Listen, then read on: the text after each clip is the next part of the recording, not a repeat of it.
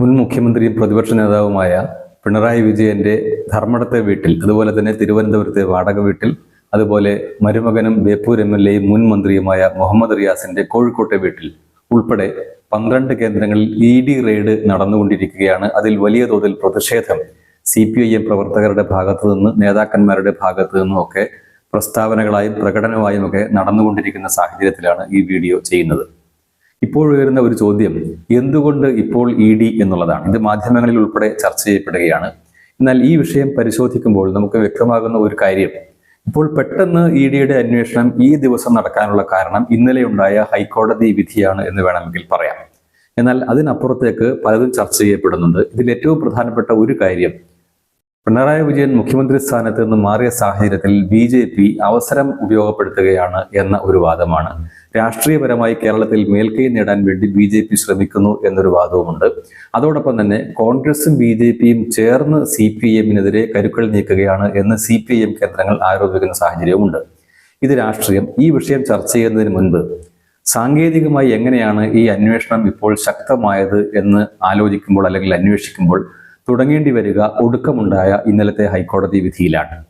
ഹൈക്കോടതി പറഞ്ഞിരിക്കുന്നത് EDക്ക് അന്വേഷണം തുടരാമെന്നാണ്. ED വളരെ സജീവമായി ഇന്ന് തന്നെ അന്വേഷണത്തിലേക്ക് കടക്കുകയും ചെയ്തു. എന്നാൽ എന്തുകൊണ്ട് ഇതിനു മുൻപ് ഇങ്ങനെ ഉണ്ടായില്ല, അല്ലെങ്കിൽ പിണറായി വിജയൻ മുഖ്യമന്ത്രി ആയിരിക്കുന്ന കാലത്ത് ഈ ആരോപണം ഉയരുകയും ആരോപണത്തെ ചുറ്റിപ്പറ്റിയുള്ള അന്വേഷണങ്ങൾ പല ഏജൻസികൾ നടത്തുകയും ചെയ്തിട്ട് എന്തുകൊണ്ട് ഇത്രത്തോളം ശക്തമായ നടപടികൾ ഇത്രത്തോളം മാറ്റിവെച്ചു, അല്ലെങ്കിൽ ഈ സമയത്തുണ്ടായി, അല്ലെങ്കിൽ UDF സർക്കാർ അധികാരത്തിലേറ്റ സാഹചര്യത്തിലുണ്ടായി എന്നുള്ള ചോദ്യമാണ് വിശദമായി ചർച്ച ചെയ്യപ്പെടുന്നത്. ഇപ്പോൾ മനസ്സിലാക്കേണ്ട കാര്യം, കഴിഞ്ഞ 10 വർഷമായി നേരത്തെ പറഞ്ഞതുപോലെ തന്നെ പിണറായി വിജയനായിരുന്നു മുഖ്യമന്ത്രി എന്ന് മാത്രമല്ല സർവശക്തനായിരുന്നു കേരളത്തിൽ പിണറായി വിജയൻ.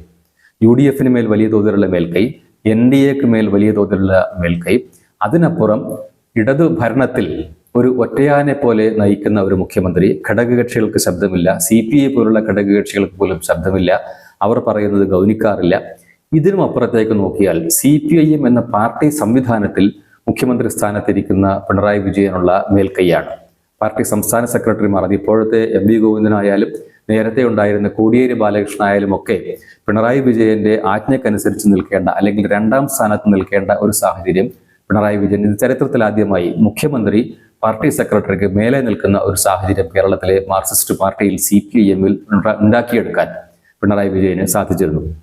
ഇതിനപ്പുറത്തേക്ക് ഭരണത്തിൽ ഇതുപോലെ ഒറ്റയാനായി നിൽക്കുന്നതോടൊപ്പം തന്നെ ഏജൻസികളെ, അന്വേഷണ ഏജൻസികളെയും ഭരണ സംവിധാനത്തെയും ഉദ്യോഗസ്ഥ സംവിധാനത്തെയും തനിച്ച് കൈപ്പിടിയിൽ ഒതുക്കുന്നതിന് വേണ്ടി തൻ്റെ വിശ്വാസത്തിലെ ചുറ്റും നിർത്തി മുഖ്യമന്ത്രിയുടെ ഓഫീസ് ഒരു അധികാര കേന്ദ്രമായി മാറുന്ന സാഹചര്യം സൃഷ്ടിക്കുകയും ചെയ്തിരുന്നു. അങ്ങനെ ഈ അർത്ഥത്തിൽ എല്ലാ തരത്തിലും ഏറ്റവും കരുത്തനായ ഒരു കേരളത്തിലെ വ്യക്തി എന്ന നിലയിൽ എല്ലാ ഭരണ സംവിധാനങ്ങളെയും ഉദ്യോഗസ്ഥ സംവിധാനത്തെയും ഒക്കെ നിയന്ത്രണത്തിൽ നിർത്തിക്കൊണ്ടാണ് പിണറായി വിജയൻ മുന്നോട്ട് പോയിരുന്നത്. അതുകൊണ്ട് തന്നെ മനസ്സിലാക്കേണ്ട കാര്യം, കേന്ദ്ര ഏജൻസികളാണെങ്കിലും അവയുടെ കേരളത്തിലെ അന്വേഷണമാണെങ്കിലും അത് നടത്തണമെങ്കിൽ കൂടി സംസ്ഥാന സർക്കാരിൻ്റെ സഹകരണം പലപ്പോഴും ആവശ്യമായി വരും. എന്നാൽ ഇത് ഉണ്ടാകുന്നില്ല എന്നുള്ളതിന് ഏറ്റവും വലിയ തെളിവ് പലപ്പോഴും പിണറായി സർക്കാരിൻ്റെ കാലത്ത് ഉണ്ടാവുകയും ചെയ്തു. ഉദാഹരണം പറഞ്ഞാൽ, കേന്ദ്ര ഏജൻസികളിലെ ചില ഉദ്യോഗസ്ഥർ തന്നെ വിവരങ്ങൾ ചോർത്തി കൊടുക്കുന്നു എന്ന സാഹചര്യമുണ്ടായി. എന്നാൽ ഇപ്പോഴത്തെ സാഹചര്യം നോക്കുക. ഇന്ന് രാവിലെ റെയ്ഡ് ആരംഭിച്ചത് 6:30യോടെയാണ്. 12 കേന്ദ്രങ്ങളിൽ റെയ്ഡ് നടത്തി എന്ന് പറയുമ്പോൾ ഉച്ചയായിട്ടും ഏതൊക്കെയാണ് ഈ 12 കേന്ദ്രങ്ങൾ എന്ന് കണ്ടെത്താൻ മാധ്യമങ്ങൾക്ക് പോലും സാധിച്ചിട്ടില്ല. പിണറായി വിജയന്റെ വീട്, പിണറായി വിജയന്റെ ധർമ്മടത്തെ വീടും, തിരുവനന്തപുരത്തെ വാടക വീടും, അതുപോലെ തന്നെ മരുമകൻ മുഹമ്മദ് റിയാസിന്റെ കോഴിക്കോട്ടെ വീട്, അതിനപ്പുറത്തേക്ക് ഈ പറയുന്ന വിവാദത്തിൽ ഉൾപ്പെട്ട CMRലുമായി ബന്ധപ്പെട്ട ചില കേന്ദ്രങ്ങൾ എന്നൊക്കെ പറയാനല്ലാതെ എവിടെയൊക്കെയാണ് നടക്കുന്നത് റെയ്ഡ് എന്ന് പറയാൻ ആർക്കും സാധിക്കുന്നില്ല, മാധ്യമങ്ങൾക്ക് വിശിഷ്യ സാധിക്കുന്നില്ല. ഇനി മറ്റൊന്ന്, ഇത് ആസൂത്രണം ചെയ്ത രീതിയാണ്. ഇന്ന് രാവിലെ 6:30യോടെ ED ഉദ്യോഗസ്ഥർ വിവിധ കേന്ദ്രങ്ങളിലെത്തി. അത് കേരളത്തിലെ ED ഉദ്യോഗസ്ഥർ മാത്രമല്ല, സമീപ സംസ്ഥാനങ്ങളിൽ നിന്നുള്ള ഉദ്യോഗസ്ഥർ ഉൾപ്പെടെ എത്തിയിട്ടുണ്ട്. അതിനപ്പുറത്തേക്ക് നമ്മുടെ സംസ്ഥാന ആഭ്യന്തരമന്ത്രി രമേശ് ചെന്നിത്തല പറഞ്ഞു, എനിക്കിതേക്കുറിച്ച് അറിയില്ല. അതായത് സംസ്ഥാനത്തെ ആഭ്യന്തര വകുപ്പിന് ഇത്തരത്തിൽ ഒരു റെയ്ഡ് നടക്കുന്നതായി അറിയില്ല. അതോടൊപ്പം കേരള പോലീസിനും ഇങ്ങനെ ഒരു അറിയിപ്പ് കിട്ടിയിട്ടില്ല. താൻ DGPയോട് ചോദിച്ചു, അപ്പോൾ DGPക്ക് ഇതേക്കുറിച്ച് അറിയില്ല, കേരള പോലീസിന്റെ സഹായം ED തേടിയിട്ടില്ല എന്ന് രമേശ് ചെന്നിത്തല വെളിപ്പെടുത്തി.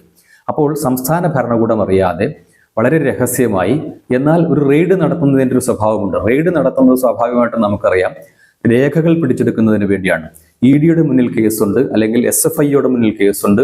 വിവിധ ഏജൻസികൾ ഇത് അന്വേഷിച്ചുകൊണ്ടിരിക്കുകയാണ്. ഈ അന്വേഷണം മുന്നോട്ട് കൊണ്ടുപോകുന്നതിൽ ഏറ്റവും നിർണായകമായിട്ടുള്ള 2 കാര്യങ്ങൾ എന്ന് പറയുന്നത്, ഒന്ന് ഇതിൽ സംശയിക്കപ്പെടുന്നവരുടെ മൊഴിയാണ്, രണ്ടാമത്തേത് രേഖകളാണ്. മൊഴി രേഖപ്പെടുത്തപ്പെട്ടാൽ പോലും അതിന് അനുകൂലമായ രേഖകളില്ലെങ്കിൽ, അതിനെ ശാക്തീകരിക്കുന്ന അല്ലെങ്കിൽ വെളിപ്പെടുത്തുന്ന രേഖകളില്ലെങ്കിൽ അന്വേഷണ ഏജൻസികൾക്ക് കോടതിയുടെ മുന്നിൽ പിടിച്ചു നിൽക്കാൻ സാധിക്കാതെ വരും. മൊഴിക്കൊപ്പം അതിനെ ശക്തിപ്പെടുത്തുന്ന രേഖകൾ എന്തൊക്കെ എന്ന കോടതിയുടെ ചോദ്യം അന്വേഷണ ഏജൻസികൾക്ക് ഒരു വെല്ലുവിളിയാണ്. അതുകൊണ്ട് ഇത്തരം കേസുകൾ തെളിയിക്കുന്നതിൽ രേഖകൾക്ക് നിർണായകമായ സ്ഥാനമുണ്ട്. ഇത്തരത്തിൽ രേഖകൾ കണ്ടെത്തുന്നതിന് വേണ്ടിയാണ് ഇപ്പോഴത്തെ റെയ്ഡ് എന്നുള്ളത് വളരെ വ്യക്തമാണ്. അതേസമയം ഇത്തരം രേഖകൾ എവിടെയുണ്ട് എന്ന് കൃത്യമായി ഇത്തരം അന്വേഷണ ഏജൻസികൾക്ക് മുൻകൂട്ടി കണ്ടെത്താൻ സാധിക്കുന്നില്ല. എന്നാൽ അവ പ്രതീക്ഷിക്കാവുന്ന കേന്ദ്രങ്ങളുണ്ട്. ആ കേന്ദ്രങ്ങളെല്ലാം ഒരേ സമയത്ത് സീൽ ചെയ്തുകൊണ്ട് അന്വേഷിക്കുക, രേഖകളുണ്ടോ എന്ന് അന്വേഷിച്ച് കണ്ടെത്തുക എന്ന പ്രവർത്തനമാണ് ഇത്തരം റെയ്ഡിലൂടെ നടത്തുന്നത്. അതുകൊണ്ടാണ് എല്ലാ കേന്ദ്രങ്ങളിലും ഒരേ സമയം റെയ്ഡ് നടത്തിയിട്ടുള്ളത്. ഇതേ രീതിയിലാണ് കേന്ദ്ര അന്വേഷണ ഏജൻസികൾ, എല്ലാ അന്വേഷണ ഏജൻസികളും എല്ലാ രാജ്യത്തും, അതുപോലെ കേരള പോലീസ് ആണെങ്കിൽ പോലും ഇതേ രീതിയാണ് അനുവർത്തിക്കുക. അത് നേരത്തെ PFIയെ നിരോധിക്കാനൊക്കെ നടത്തിയിട്ടുള്ള ശ്രമങ്ങളൊക്കെ കേന്ദ്ര ഏജൻസികൾ എങ്ങനെയാണ് ചെയ്തത് എന്ന് കേരളം കണ്ടതാണ്. സമാനമായ രീതിയാണ് ഇപ്പോഴും അനുവർത്തിച്ചു വരുന്നത്. പക്ഷേ ഇതിന്റെ രാഷ്ട്രീയം എന്ന് പറയുന്നതാണ് ഇപ്പോൾ ഏറ്റവും കൂടുതൽ ചർച്ച ചെയ്യപ്പെടുന്നത്, നിർഭാഗ്യവശാൽ എന്ന് തോന്നുന്നു. എന്തായാലും ഇത്തരത്തിലുള്ള ഒരു ശക്തമായ സംവിധാനം ഇപ്പോൾ പിണറായി വിജയനെ സംബന്ധിച്ചിടത്തോളം ഇല്ല. അദ്ദേഹം മുഖ്യമന്ത്രിയല്ല എന്ന് മാത്രമല്ല ദുർബലമായ പ്രതിപക്ഷത്തിന്റെ നേതാവാണ്. ദുർബലം എന്ന് പറയുമ്പോൾ നിയമസഭാ അംഗങ്ങളുടെ ആകെ എണ്ണം ഇടതു മുന്നണിക്ക് കുറവാണ്, അതിനകത്ത് CPIM-നും കുറവാണ്. അതിനപ്പുറത്തേക്ക് അദ്ദേഹത്തെ പ്രതിപക്ഷ നേതാവായി തീരുമാനിക്കാൻ തന്നെ PB 2 തവണ ചേരേണ്ടി വന്നു എന്നിട്ടാണ് തീരുമാനിച്ചത് എന്ന് റിപ്പോർട്ടുകൾ വരുന്നു. ഇതിനോടൊപ്പം തന്നെ വിവിധ തലങ്ങളിൽ നടക്കുന്ന പാർട്ടി ചർച്ചകളിൽ പാർട്ടി പ്രവർത്തകർ പ്രകടിപ്പിക്കുന്ന വികാരം പിണറായി വിജയന് ശക്തമായിട്ട് എതിരാണ്. എന്തിനു വീണ്ടും അദ്ദേഹത്തെ പ്രതിപക്ഷ നേതാവാക്കി വച്ചു? തളിപ്പറമ്പ് പോലെയുള്ള, പയ്യന്നൂർ പോലെയുള്ള പാർട്ടിയുടെ ശക്തി കേന്ദ്രങ്ങൾ, തൃക്കരിപ്പൂർ പോലെയുള്ള മണ്ഡലങ്ങൾ പരാജയപ്പെടാനുള്ള കാരണം പിണറായി വിജയന്റെ ഈ ഒറ്റയാൻ ഭാവമാണ്. അല്ലെങ്കിൽ അദ്ദേഹമല്ലാതെ മറ്റാരുമില്ല, LDF അല്ലാതെ മറ്റാരുമില്ല എന്നതിനപ്പുറം എല്ലാ ഇത്തരം ക്യാമ്പയിനുകളും നടത്തിയത് പിണറായി വിജയന്റെ മുഖം വെച്ചുകൊണ്ടാണ്. അതുകൊണ്ട് ക്യാപ്റ്റൻ അല്ലാതെ മറ്റാരുമില്ല എന്ന രീതിയിലുള്ള പ്രചരണം പാർട്ടിക്കും മുന്നണിക്കും ദോഷകരമായി ബാധിച്ചു എന്ന തോതിലുള്ള വലിയ തോതിലുള്ള വിമർശനം പിണറായിക്കെതിരെ സംസ്ഥാന തലത്തിൽ CPIM-ന്റെ വിവിധ ഘടകങ്ങളിൽ ഉയർന്നു വരുന്ന സാഹചര്യത്തിൽ വളരെയധികം ദുർബലനായി നിൽക്കുന്ന പിണറായി വിജയന് നേരെയാണ് ഈ അന്വേഷണം നടക്കുന്നത്. അതിന്റെ അടുത്ത ഘട്ടമായി ഇനി സംഭവിക്കാൻ പോകുന്നത് ഈ കേസിന്റെ മറ്റ് നടപടികളിലേക്ക് EDക്ക് വളരെ പെട്ടെന്ന് കടക്കാമെന്നുള്ളതാണ്. ED കടക്കുന്നതോടൊപ്പം തന്നെ SFIO പോലുള്ള മറ്റ് ഏജൻസികളുടെ അന്വേഷണവും വളരെ ദ്രുതഗതിയിൽ നടക്കും എന്ന് വേണം കരുതാൻ. എന്തായാലും ഇതിനെ ഒരു രാഷ്ട്രീയമാക്കി മാറ്റുന്നതിനുള്ള ശ്രമം പിണറായി വിജയനോട് അടുപ്പമുള്ള കേന്ദ്രങ്ങൾ വളരെ വിദഗ്ധമായിട്ട് നേരത്തെ തൊട്ട് തന്നെ ചെയ്യുന്നുണ്ട് എന്ന് നമുക്കറിയാം. ഒരു ഉദാഹരണം പറഞ്ഞാൽ, അല്പം മുൻപെയാണ് എങ്ങനെയാണ് ഈ മാസപ്പടി കേസിനെ പ്രതിരോധിക്കേണ്ടത് എന്ന് സംബന്ധിച്ച് CPIM പ്രവർത്തകർക്കിടയിൽ ലഘുലേഖ ഇറക്കിയിരുന്നു. വളരെ ചുരുക്കം സംഭവങ്ങളിൽ മാത്രമാണ് ഈ രീതിയിലുള്ള പ്രവർത്തനമൊക്കെ CPIM എന്ന പാർട്ടി നടത്തിയിട്ടുള്ളത്. അതാകട്ടെ വളരെ കൃത്യമാണ്, നേതാവിനെ സംരക്ഷിക്കുന്നതിന് വേണ്ടി മാത്രമാണ്. ഇത് പിണറായി വിജയനും വീണയും ഉൾപ്പെട്ട ഒരു അഴിമതി കേസാണ്, അല്ലെങ്കിൽ പണം ദുരുപയോഗം ചെയ്ത ഒരു കേസാണ്. അത് 2 കമ്പനികൾ തമ്മിൽ, ഈ പറഞ്ഞതുപോലെ CMRലും എക്സാലോജിക്കും തമ്മിലുള്ള സാമ്പത്തിക ഇടപാടുകളിൽ ഉണ്ടായിട്ടുള്ള വീഴ്ചകളെപ്പറ്റി, അല്ലെങ്കിൽ അഴിമതിയെപ്പറ്റി, അല്ലെങ്കിൽ തട്ടിപ്പിനെ പറ്റിയാണ് അന്വേഷിക്കുന്നത്. ഈ കേസാവട്ടെ ഒരു പ്രത്യേക ഘട്ടത്തിലേക്ക് ഇപ്പോൾ എത്തിയത് തുടർച്ചയായിട്ടുള്ള നിയമ ഇടപെടലുകളുടെ തുടർച്ചയായിട്ടാണ് എന്ന് നമ്മൾ മനസ്സിലാക്കണം. ഇതിൽ ആദ്യമായിട്ട് ഈ വിഷയം ഉന്നയിച്ചത് BJP നേതാവ് ഷോൺ ജോർജ് ആണ്. അതേ തുടർന്ന് കേന്ദ്ര ഏജൻസിയായ SFIOയും അതുപോലെ തന്നെ ആദായ നികുതി വകുപ്പും അതുപോലെ ആദായ നികുതി വകുപ്പിന്റെ ഇന്ററിം സെറ്റിൽമെന്റ് ബോർഡും ഒക്കെ ഇതിൽ ഇടപെടുന്ന സാഹചര്യമുണ്ടായി. അതോടൊപ്പം EDയും വന്നു. അങ്ങനെയാണ് ഇത്തരം അന്വേഷണങ്ങൾ നടക്കുന്നത്. ഈ അന്വേഷണങ്ങൾ മുന്നോട്ട് പോകുന്നതിനിടയിലാണ് പലതരത്തിലുള്ള തടസ്സങ്ങൾ ഉണ്ടായത്. പലതവണ ഇത് കോടതികളിൽ ചോദ്യം ചെയ്യപ്പെട്ടു. ഒരു തവണ ഇത് CBI കൊണ്ട് അന്വേഷിപ്പിക്കണം എന്നാവശ്യപ്പെട്ട് പൊതുതാൽപര്യ ഹർജിയുമായി ഒരു മാധ്യമപ്രവർത്തകൻ മുന്നോട്ട് വന്നപ്പോൾ അതിനെതിരെ സത്യവാങ്മൂലം ഹൈക്കോടതിയിൽ നൽകാൻ പിണറായി വിജയനും മകൾ വീണ വിജയനും തയ്യാറായി. മറ്റൊരു ഘട്ടത്തിൽ ഈ കേസ് അന്വേഷിക്കണം, അല്ലെങ്കിൽ കേന്ദ്ര ഏജൻസികൾക്ക് നൽകണം എന്ന ആവശ്യത്തെ എന്തിന് കേന്ദ്ര ഏജൻസി അന്വേഷിക്കണം എന്ന ചോദ്യം ഉയർത്തിക്കൊണ്ട് പൊതുരംഗത്ത് അതിനെ എതിർക്കുന്ന സാഹചര്യമുണ്ടായി. മാത്യു കുഴൽനാടൻ എന്ന കോൺഗ്രസ് MLA ഈ കേസ് വിജിലൻസ് അന്വേഷിക്കണം എന്ന് ആവശ്യപ്പെട്ടെങ്കിലും ആ ഹർജി തള്ളപ്പെട്ടു. അങ്ങനെ ഏതൊക്കെ രീതിയിൽ ഇതിനെ നിയമ സംവിധാനത്തിലൂടെ പ്രതിരോധിക്കാമോ അതാണ് ശ്രമിച്ചുകൊണ്ടിരുന്നത്. ഏറ്റവും അവസാനം ഇപ്പോഴുണ്ടായിരിക്കുന്നത്, ഇന്നലെ ഹൈക്കോടതി വിധി പറഞ്ഞിരിക്കുന്നത് KMRLന്റെ ഹർജിയിലാണ്. അതിൽ KMRL ആവശ്യപ്പെടുന്നത് ഇതൊക്കെ തന്നെയാണ്. അതായത് ഇത്തരം ഏജൻസികളെ കൊണ്ട് അന്വേഷിപ്പിക്കാൻ പറ്റില്ല, EDക്ക് സമൻസ് അയക്കാൻ അധികാരമില്ല എന്നൊക്കെയാണ് കോടതിയുടെ മുന്നിൽ ഇവർ വെച്ച വാദം. എന്നാൽ കോടതി അതൊന്നും അംഗീകരിച്ചില്ല. അന്വേഷണത്തിന്റെ ഒരു സ്വാഭാവികമായ രീതി മാത്രമാണ് ഇത് എന്ന് പറഞ്ഞു. ആദായ നികുതി വകുപ്പിലെ ഒരു വ്യവസ്ഥ നൽകുന്ന പരിരക്ഷ അത് മറ്റ് നിയമ സംവിധാനങ്ങൾക്ക് അത് ബാധകമല്ല, അല്ലെങ്കിൽ ധനാപഹരണം സംബന്ധിച്ച അല്ലെങ്കിൽ പണം തട്ടിപ്പ് സംബന്ധിച്ച മറ്റ് ഏജൻസികൾ നടത്തുന്ന അന്വേഷണത്തിന് തടസ്സമാകില്ല എന്ന് കോടതി നിരീക്ഷിച്ചു. അങ്ങനെ കോടതി അന്വേഷണവുമായി മുന്നോട്ട് പോകാൻ EDക്ക് അനുവാദം നൽകി. എന്നാൽ ആ സമയത്തും ഈ KMRL പറഞ്ഞത് ഞങ്ങൾക്ക് ഈ വിഷയത്തിൽ സുപ്രീം കോടതിയിൽ അപ്പീലിന് പോകാൻ സമയം തരണം, അതുകൊണ്ട് 2 ആഴ്ചത്തേക്ക് വീണ്ടും സ്റ്റേ വേണമെന്ന് ആവശ്യപ്പെട്ടു. എന്നാൽ കോടതി അത് നൽകാൻ തയ്യാറായില്ല.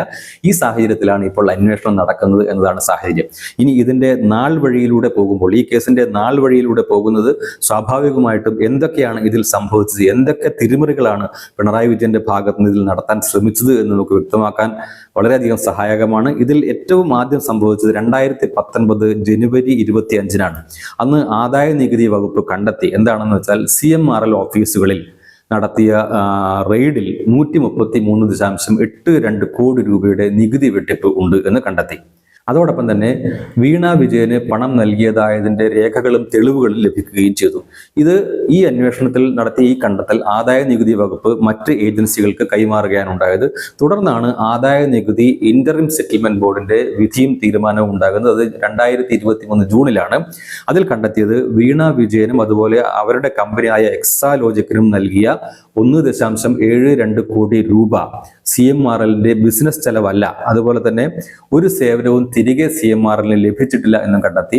ഓർക്കണം, CMRL പൊതുജന പങ്കാളിത്തമുള്ള ജനങ്ങൾക്ക് ഓഹരിയുള്ള ഒരു കമ്പനിയാണ്. അതോടൊപ്പം തന്നെ എക്സാലോജിക്കുമായി സാമ്പത്തിക ഇടപാടോ അല്ലെങ്കിൽ ബിസിനസ് ഇടപാടോ നടത്തുന്നതിന് അതിന്റെ ബോർഡ് ഓഫ് ഡയറക്ടേഴ്സ് തീരുമാനിച്ചിട്ടില്ല. ഏതോ ഒരു പ്രത്യേക താല്പര്യമുള്ള കേന്ദ്രം കൈക്കൊണ്ട ഒരു തീരുമാനത്തിന്റെ അടിസ്ഥാനത്തിലാണ് CMRL ഇത്തരം നീക്കം നടത്തിയതും അതുപോലെ തന്നെ 1.72 കോടി രൂപ വീണയ്ക്കും അതുപോലെ തന്നെ വീണയുടെ കമ്പനിക്കുമായി നൽകിയത്. ഏതായാലും IT ഇന്ററിം സെറ്റിൽമെന്റ് ബോർഡിന്റെ അന്തിമ വിധി ഈ കൈമാറിയ 1.72 കോടി രൂപ എന്തിനു വേണ്ടിയാണ് എന്ന് വ്യക്തമല്ല. അതുകൊണ്ട് തന്നെ ഇത് ധന ദുർവിനിയോഗമാണ് എന്നതാണ്. ഏതായാലും ഈ ബോർഡിന്റെ വിധിക്ക് അപ്പീൽ പോകാൻ നിർവാഹമില്ല. എന്നാൽ അവിടെ കൊണ്ട് നിന്നില്ല കാര്യങ്ങൾ. അടുത്തതായി ഉണ്ടായ ഇടപെടൽ രജിസ്ട്രാർ ഓഫ് കമ്പനീസിൻ്റെതാണ്. രജിസ്ട്രാർ ഓഫ് കമ്പനീസ് 2024 ജനുവരി 18 കണ്ടെത്തിയത് എക്സാലോജിക് കമ്പനീസ് ആക്ടിലെ സെക്ഷൻ 188 അതുപോലെ തന്നെ സെക്ഷൻ 448 എന്നിവ ലംഘിച്ചു എന്ന് കണ്ടെത്തി. അതേ തുടർന്ന് EDയും അതുപോലെ തന്നെ CBIയും അന്വേഷിക്കണം എന്ന നിർദ്ദേശം മുന്നോട്ട് വെക്കുകയും ചെയ്തു. ഈ റിപ്പോർട്ടാവട്ടെ ഇപ്പോൾ കേന്ദ്ര കോർപ്പറേറ്റ് കാര്യ മന്ത്രാലയത്തിന്റെ പരിഗണനയിലാണ്. ഈ മറ്റൊരു നിയമപരമായ ഇടപെടൽ ഉണ്ടായത് കർണാടക ഹൈക്കോടതിയിലാണ്.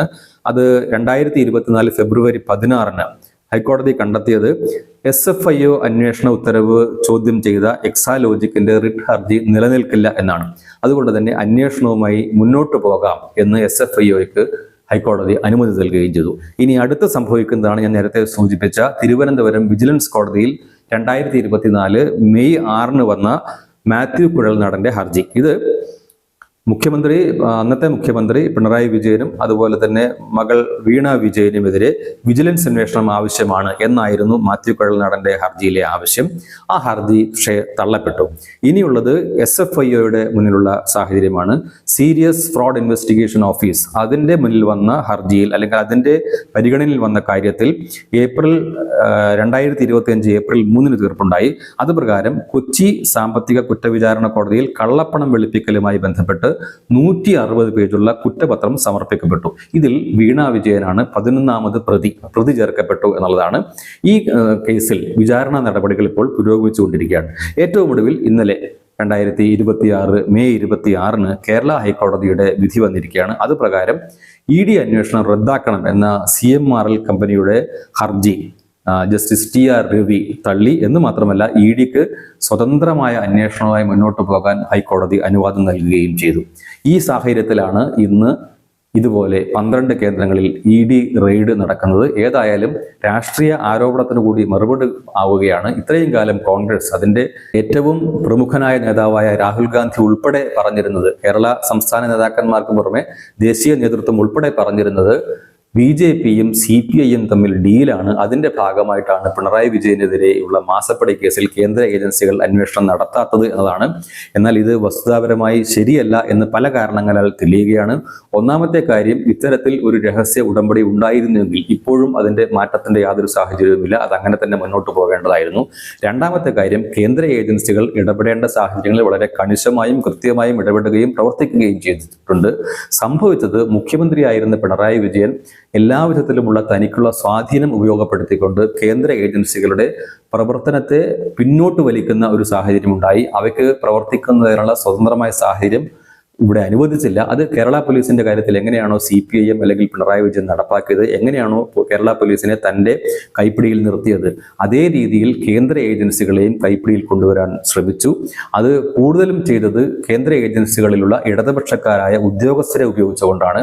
പലപ്പോഴും കേരളത്തിൽ ഇങ്ങനെയുള്ള ആരോപണ വിധേയരായ ഉദ്യോഗസ്ഥരെ സ്ഥലം മാറ്റുന്ന സാഹചര്യം പോലും ഉണ്ടായിട്ടുണ്ട്. ഇത്തരത്തിൽ സംസ്ഥാന സർക്കാർ എതിർത്തതുകൊണ്ടാണ് ഈ അന്വേഷണം മുന്നോട്ട് പോകാഞ്ഞത് എന്നതാണ് വ്യക്തമാകുന്നത്. ഇനിയിപ്പോൾ പന്തുള്ളത് കോൺഗ്രസിന്റെ UDFന്റെ കോർട്ടിലാണ്.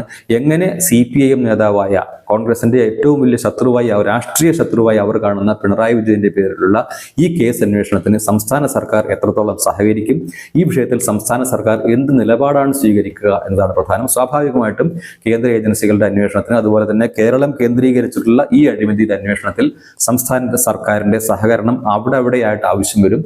അക്കാര്യത്തിൽ UDF സർക്കാർ എന്ത് നിലപാട് സ്വീകരിക്കും എന്നതാണ് ഇനി കാത്തിരുന്ന് കാണേണ്ടത്.